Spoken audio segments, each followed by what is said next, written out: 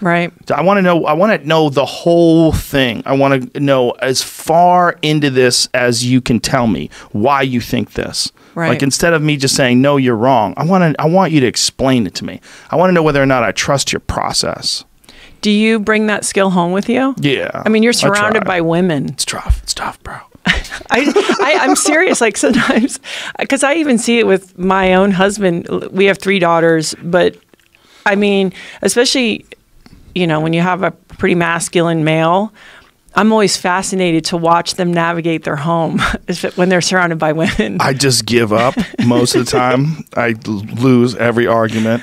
I think, I tried to, we communicate a lot of talking, a lot of even if they get upset, a lot of feeling. Yeah, I try to, with girls, it's always things they're crying about, and like, okay, we're gonna be fine. And I don't want them to be like me. I want them to be themselves, and I want them to be girls. I want them to be able to be themselves. I don't want them to mirror my resilience. I want them to be vulnerable if they want to be vulnerable. But it's in terms of like how I decorate the house or I don't have no say. Oh no, that's nothing. That's why you have I have this place. I was gonna say you have your cave here. Laird has a barn. Perfect. And he, when he meets young guys getting married, he goes, "Here, I'm going to teach you." Okay, you're right, honey. I'm sorry. And oh yes, whatever color you choose. It doesn't always work. Some people, it's never enough. But if you have the right relationship, sometimes it'll work that way. Because I don't give a fuck what my house looks like. I really don't. No. Do I have a good view? Where's the coffee? Yeah. Okay, we're good. Is that grill work? Yeah. Okay. How's the bed? That's a good bed. Do we have a TV? Where's the TV? Is it a good one? Oh, it's a good TV. All right, we're good. We're good. Do I have a laptop? Okay, we're good. Yeah. Yeah, I don't need that much. No. So like when my wife's like, "I'm gonna put this here," I'm like, "Okay, put it there." Fantastic. Okay, I want to get that painting. Okay, get the painting. I don't know where you want to put it. Yeah. Just put it where it feels right. I don't give a fuck. I think it's smart. I mean, like sometimes if I infringe on if it's functional, then Laird steps in like, that's not really functional. But otherwise he's like, I'm tearing some stuff out of my house right now and he just gives me a look and I'm like, I'm this age. If I want to do this, support me. And he just laughs and walks out. Like, yeah, he probably doesn't care. Like, go ahead. It's in the way. Whatever it is. Whatever. Yeah. Have fun with it. Yeah. What time's dinner? Women love to decorate things. I get nervous if a guy's really into it. Well, yeah, it's a nesting trip. Yeah. Guys are like really into like design in their own house, like really, really into it, like constantly obsessing about where things are and where they're supposed to be placed. I think they're called homosexuals. Yeah. I can't believe you went there.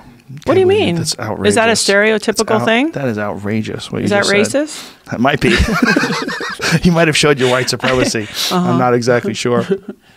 Yeah, it's a funny thing, right? Mm-hmm. But if I didn't have this place, though, I don't know if traditionally men had pool halls they could hang out at or gyms that they would hang out in and they would get their dose of toxic masculinity. Yeah. Or a basement. Or a basement. Yeah. Yeah, you kind of need a place where nobody's touching your stuff. Yeah.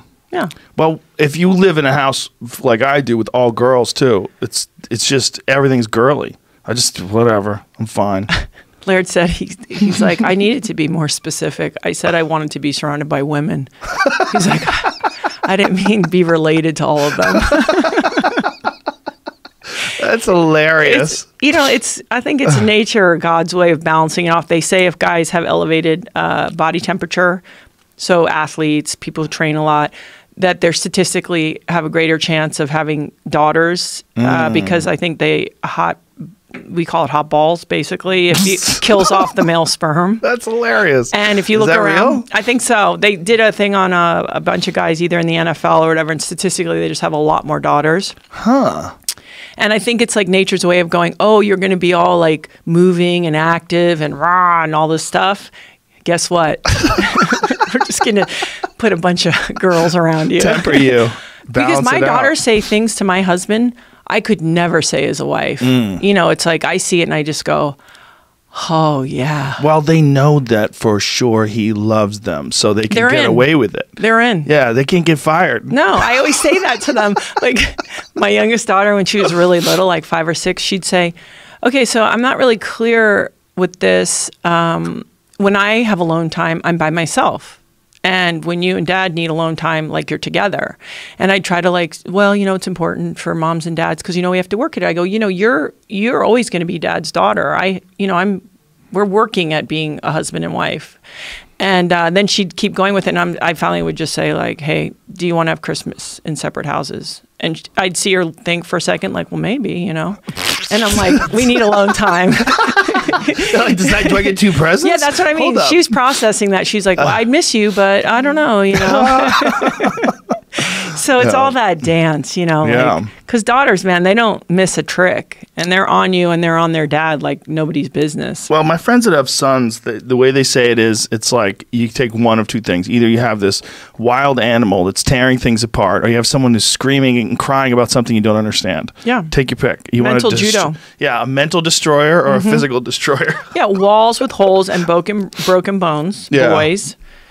And girls, it's like, I have learned so much being a mother to daughters. And I've been around women my whole life. You figure playing volleyball, being around tons of women, it's very different as a parent. I mean, I've learned the most, especially teenagers. Yeah, watching them grow is so strange. It's such a strange experience watching a person figure out the world from jump, you know, like out the womb, figure out the world. Like, it's so educational.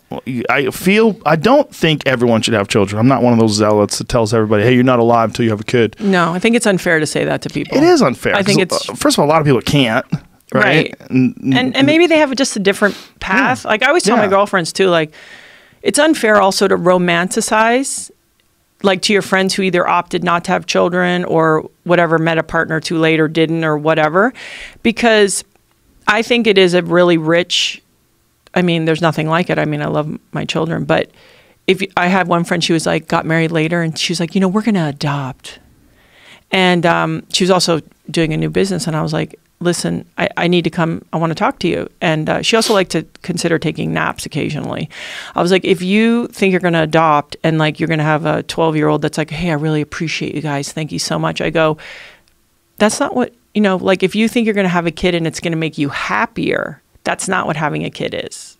I think it makes you, makes you know yourself better in a different way, and you can adapt and do something different. But I think when people sort of sell that bill of goods, like, oh, you got to have kids. It's like, well, do you want to have kids? You know? Yeah. I think it's, like you said, not for everyone. You definitely shouldn't adopt if you think it's going to be easy. That's what I mean. It's like she had this romantic idea of like, and I go, you know, you don't, first of all, you don't know where the kid is coming from. And then also you have I think every parent going into it has a romantic idea. I did. And I'm a pretty realistic person of like, I'm going to do all these things right. And we're going to be, you know, running in sunflower fields together. And my kids are never going to think my music sucks or I can't drive. And then you realize, I had a friend tell me, everyone gets their turn in the barrel. No matter what you do. Yeah. You have to navigate stuff. You're going to have to deal with stuff. For sure. Yeah, and on the other hand, it's awesome when someone does adopt people if they're really into it, if they know what they're getting into, and those martyrs out there and those people that are just super kind and generous and love to adopt children, God bless them. Yeah. So glad they're there. Yeah. It's just, I agree with you that there are some people that have a romanticized idea of what it's like to raise a child. And it's unfair, too, to sell it. Like, I love the moms like, oh, so when are you going to have number 2 or whatever to somebody? It's like, oh, you know that they're behind closed doors doing, you know, like they just want everyone to be in the psychoticness with them. Like, I have 3 kids, you should have 3 kids, you know? There are people like that, right? They do, yeah. There's people that have a kid and then immediately take this moral high ground, like like they're doing something and they're an adult and you're just a fool. Yeah, it's you're weird. Like, I wonder who is the fool. Yeah, it's like I ask myself that sometimes. Well, don't you think you're a better person for raising kids? Does it make you feel like you're more in tune and nicer and just more aware of what it means to be a human? Yeah, I not only that, I feel like it's a forced exploration if you're trying to participate. Like if you just lay down the law and go, hey, in this house, this is how we do it, then you're not doing anything. But I think if you learn to adapt and also go, wow, I was doing that wrong for like 10 years. Amazing. You know, like one of my daughters at 12 or 13 sort of revealed some stuff about what she was unhappy about my parenting. And I was like, God, I've been doing that for a long time. So I think it's cool that she had the confidence to do that, though. Yeah, it's so cool.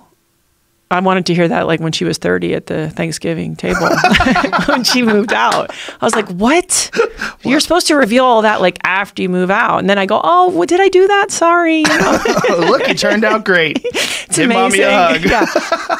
What time's your flight? No, I think, no, listen, it's a surrender. I think for me, it's been a real surrender because I just think you think you're in control of stuff and you think, oh, I've got some discipline and work ethic. I can just work my way through it or power my way through it. And then you realize like, no, you have to surrender. And also it's not just about solving it quickly. And yeah, it is. I know myself certainly better, but also it forces you, if you're willing to really expand